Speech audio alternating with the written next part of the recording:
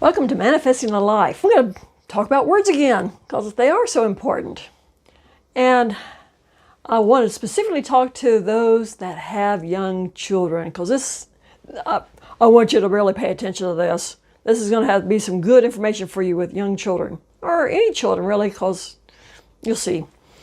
Well, when my son was young and we were living in Central Texas, he hated the heat there. My husband and I are both very cold natured, so we always like to be a little bit warmer.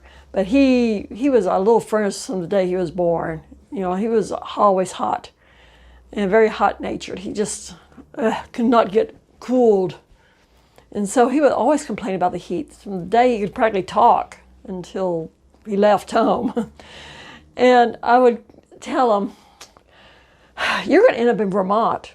You're going to end up in Vermont one of these days. You're going to end up in Vermont."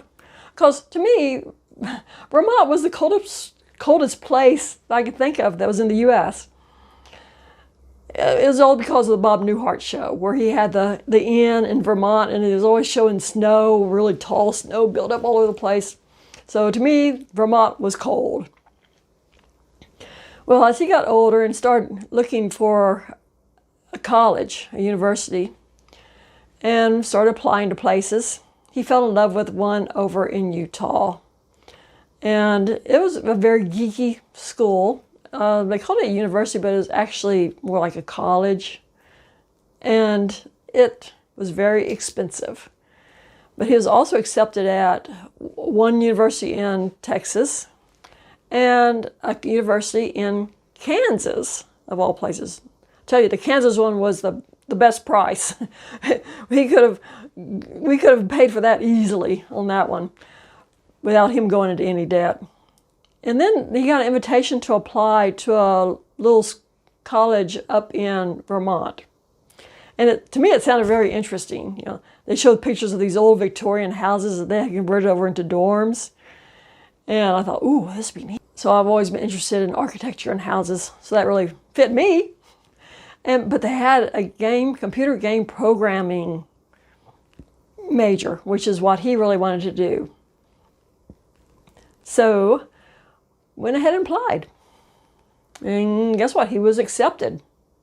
Not just accepted, he was offered 2 scholarships, which amounted to over $100,000 worth of scholarships, which made this university a possible choice.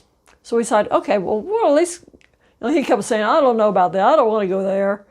That doesn't interest me." Typical teenager mode. Well, he said, "Well, we need to at least go check it out." Well, it was a 3-day from Texas. We get up there. I was having my second doubts when we first got there and started walking around the campus before they started doing anything with the parents and the kids. And then the next morning they started up with the programs and stuff. And it was very impressive to us, both my husband and I, for different reasons. And Jesse even decided that this is pretty good. And he could walk down to Lake Champlain, where they had their monster down the lake, Champy, and never did see Champy, but it's a neat thing to think about. And they had their game programming situation set up where they had those that did computer graphics, those that did computer game management, and those that did computer programming for the games. It seemed like there might have been another 1 or 2 groups, business or something. And they had a panel one day where they had, I remember specifically the computer game programming person, the computer graphics person, and in the middle sat the program manager. And somebody asked, "Okay, now what does a program manager do?" And they said, "The program manager is here to get the graphics people to shut up, the artist, and get the computer programmers to talk." Because, boy, they had them figured out. My son's a Scorpio, so he keeps his cards real close to his heart, and he isn't easily, until he gets to know you, he doesn't talk much. In fact, we went to a business workshop, Lake Tahoe area once, was like a 4 or 5 day workshop. And Jesse went with us to attend. And he was a teenager. And there was another teenager there, a girl. And so she gravitated toward Jesse. And she came to us toward the end of that first day and said, well, how do I get Jesse to talk to me? And so we gave her some tips and pointers. And after about 2 days, more of that, she came back to us and said, how do I get him to shut up? So, yeah, he'll talk, but he has to warm up to you first. And then he won't stop talking sometimes. But that's fine. So now the part that I want to talk to you parents about is that young children from birth, even before birth, the way I understand it, through age 5, 6, they're totally open. You know, whatever you say to them comes in as truth. You know, and it will come in and they just absorb it. So you can say whatever you want and they'll remember it. They'll know it. It's a great time to set them in front of educational TV shows.